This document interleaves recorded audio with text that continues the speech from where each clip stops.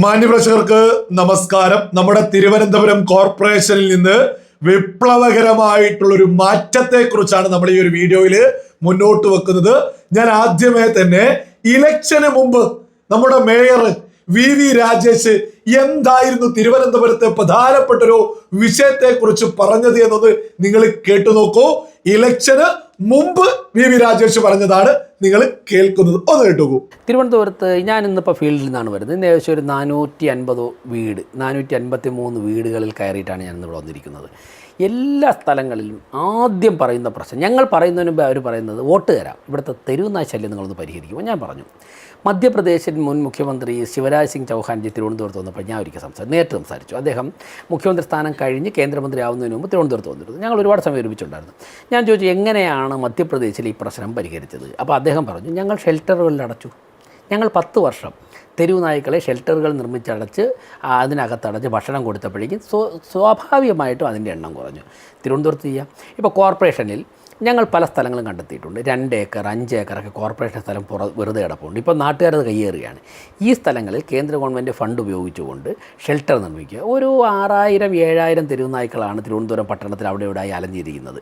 അപ്പോൾ ഈ ഒരു 500 തെരുവ് നായ്ക്കളെ ഒരു ഷെൽട്ടറിൽ വെച്ച് പാർപ്പിച്ച്, ആൺനായ്ക്കളെയും പെൺനായ്ക്കളെയും പ്രത്യേകം പാർപ്പിച്ച് ABCയും ചെയ്ത് ആനിമൽ ബർത്ത് കൺട്രോൾ നടത്തി ഇവയെ പ്രത്യേകം പാർപ്പിച്ച് ഇവയ്ക്ക് ഭക്ഷണവും കൊടുത്ത് വെറ്റിനറി ഡോക്ടറുടെ ഒരു സർവെയിലൻസിൽ ക്യാമറയൊക്കെ ഫിറ്റ് ചെയ്ത് നോക്കിയാൽ ഒരു 5 വർഷം മുതൽ 7 വർഷം കൊണ്ടുവരെ ഈ നായ്ക്കളുടെ ഇത് അവസാനിച്ച് കിട്ടും അവിടെ. അപ്പോൾ സ്വാഭാവികമായിട്ട് അവരെ കൊലപ്പെടുത്തേണ്ട, അതിനെ ബുദ്ധിമുട്ടിക്കേണ്ട, ഭക്ഷണം കൊടുക്കാൻ, ഷെൽട്ടറിൽ അടയ്ക്കാൻ സുപ്രീം കോടതിയും പറഞ്ഞിട്ടുണ്ട്. ഒരു പക്ഷേ നമ്മുടെ 8-10 ഷെൽട്ടറുകൾ പല ഭാഗത്തായി നിർമ്മിക്കേണ്ടി വരും. അതിന് കേന്ദ്ര ഗവൺമെൻറ് ഫണ്ടുണ്ട്, എയ്ഡുണ്ട്. അതുപയോഗിച്ചുകൊണ്ട് നമുക്കത് പരിഹരിക്കാം.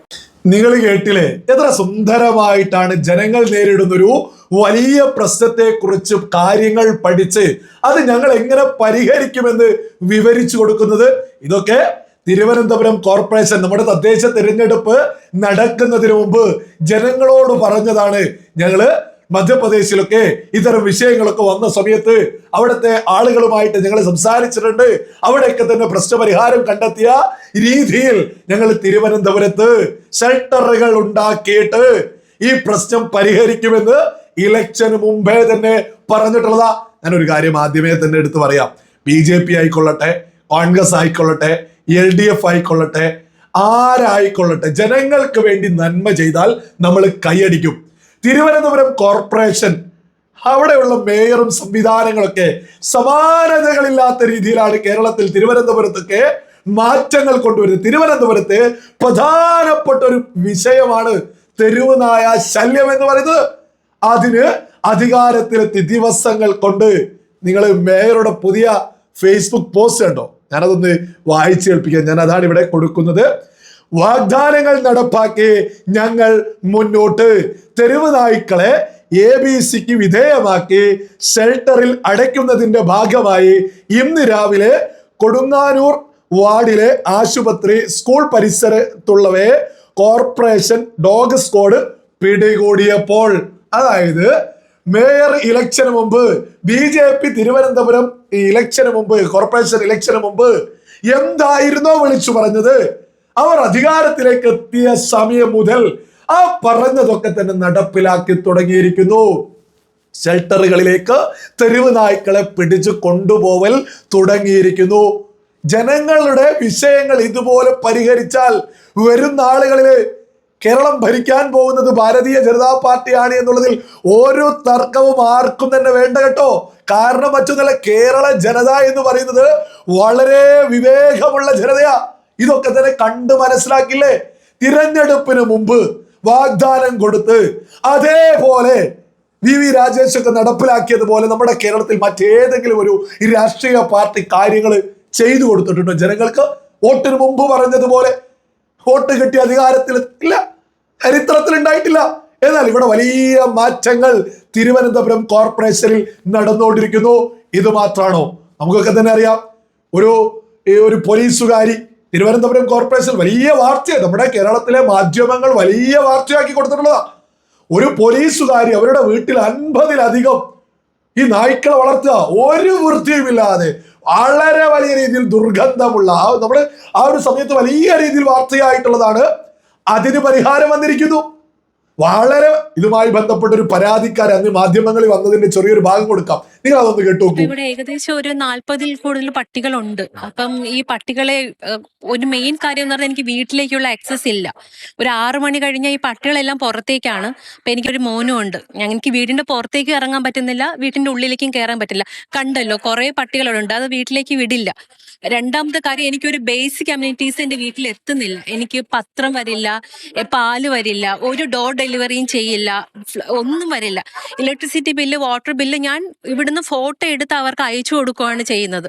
അപ്പൊ അത് ഭയങ്കര ബുദ്ധിമുട്ടാണ്. എന്റെ ബേസിക് ഹ്യൂമൻ റൈറ്റ്സ് കൂടി എനിക്കിവിടെ കിട്ടുന്നില്ല എന്നുള്ളതാണ് ഒരു പ്രശ്നം. നിങ്ങൾ കേട്ടില്ലേ? തുടർന്ന് ഈ പരാതിക്കാരി മാധ്യമങ്ങൾക്ക് മുന്നിൽ കരയുകയാണ് ഉണ്ടായിട്ടുള്ളത്.